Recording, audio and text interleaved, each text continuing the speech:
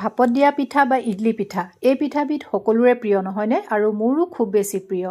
তাৰ বাবে মই ভাত খোৱা চাউলৰ শুকান পিঠাগুড়ি মই ইয়াতে লৈছোঁ এবাটি আৰু চুজি লৈছোঁ আধা বাটি আৰু চেনি সোৱাদমতে মই আধা বাটি দিছোঁ আৰু শুকান নাৰিকলৰ গুড়ি মই আধা বাটি দিছোঁ।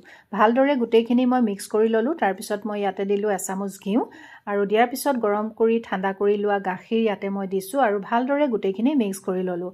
চাব যাতে বহুত বেছি পাতল হৈ নাযায়, এনেধৰণৰ হ'লেই হৈ যাব। এতিয়া মই এইখিনি এঘণ্টামানৰ বাবে ঢাকোন মাৰি থৈ দিম। এঘণ্টাৰ পিছত মই পুনৰ ভালদৰে মিক্স কৰি দিলোঁ আৰু এতিয়া মই ইয়াতে এচামুচ দিলোঁ বেকিং পাউডাৰ দি পেলাই পুনৰ ভালদৰে মিক্স কৰি দিলোঁ।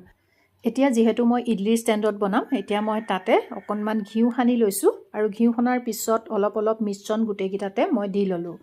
দি লোৱাৰ পিছত এতিয়া মই ভাপত দিবৰ বাবে এখন কেৰাহীত মই অকণমান পানী দি পেলাই ষ্টেণ্ডডাল তাতে বহাই দিলোঁ আৰু ঢাকোন মাৰি দিলোঁ। এনেকৈ মই 8 মিনিটমান সময় হাই ফ্লেমতে মই এইখিনি হ'বলৈ দিম।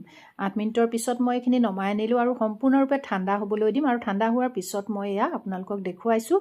এই পিঠাবিধ বনাবলৈ একেবাৰে সহজ, সকলোৱে এই পিঠাবিধ বনাব পাৰে আৰু খাবলৈও খুব ভাল লাগে খাই। আৰু এটা পিঠা আপোনালোকক মই ফালি দেখুৱাইছোঁ, খুবেই ছফ্ট হৈছে আৰু আপোনালোকেও যিসকলে বনোৱা নাই বনাই চাব দেই।